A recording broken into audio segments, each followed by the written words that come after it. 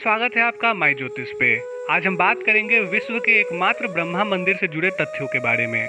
पुराणों में ब्रह्मा जी को सृष्टि के रचयिता कहा गया है, लेकिन हैरानी की बात है कि जिन्होंने सृष्टि का निर्माण किया उन्हें संसार पूजता नहीं है। ब्रह्मा जी की पूजा नहीं होने को लेकर एक बड़ी ही प्रचलित कथा है, जिसका संबंध पूरे देश में स्थित केवल एक ब्रह्मा जी के मंदिर से है, जो राजस्थान के पुष्कर में स्थित है। यह मंदिर ब्रह्मा जी और उनकी पत्नी सावित्री के बीच की दूरी बढ़ने की कहानी भी बताता है।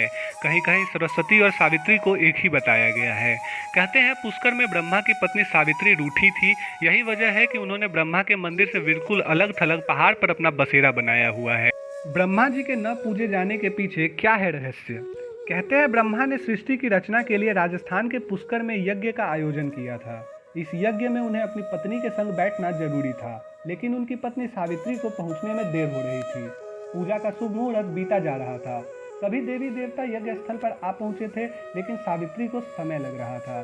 जब शुभ मुहूर्त निकलने लगा, तब मजबूरन ब्रह्मा जी ने नंदिनी गाय के मुख से गायत्री को प्रकट किया और उनसे विवाह कर अपना यज्ञ संपन्न कर लिया। जब सावित्री पहुंची तो ब्रह्मा जी के बगल में अपनी जगह किसी अन्य स्त्री को यज्ञ में बैठा देख क्रोधित हो गई। उसी क्रोध में उन्होंने ब्रह्मा जी को श्राप दिया कि आप जिस संसार की रचना करने के लिए मुझे बुला बैठे हैं, वह संसार आपको नहीं पूजेगा। कैसे हुआ मंदिर का निर्माण?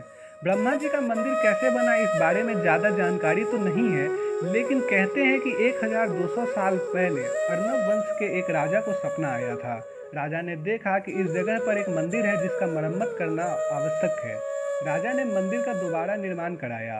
मंदिर के पीछे एक पहाड़ी पर ब्रह्मा जी की पत्नी सावित्री का भी मंदिर है। माना जाता है क्रोध शांत होने के बाद सावित्री पुष्कर के पास मौजूद पहाड़ियों पर जाकर तपस्या में लीन हो गई और फिर वहीं की होकर रह गई। पुष्कर में जितनी अहमियत ब्रह्मा जी की है, उतनी ही अहमियत सावित्री की भी है। सावित्री को सौभाग्य की देवी माना जाता है। यह मान्यता है कि यहाँ पूजा करने से सुहाग की लंबी उम्र होती है। यही वजह है कि महिलाएं यहाँ आकर प्रसाद के तौर पर मेहंदी, बिंदी और चूड़ियाँ चढ़ाती हैं और सावित्री से पति की लंबी उम्र मांगती हैं। कहते हैं यहीं रहकर सावित्री भक्तों का कल्याण करती हैं। वहाँ जाने के लिए श्रद्धालुओं को कई सैकड़ों सीढ़ियाँ पार करनी पड़ती हैं।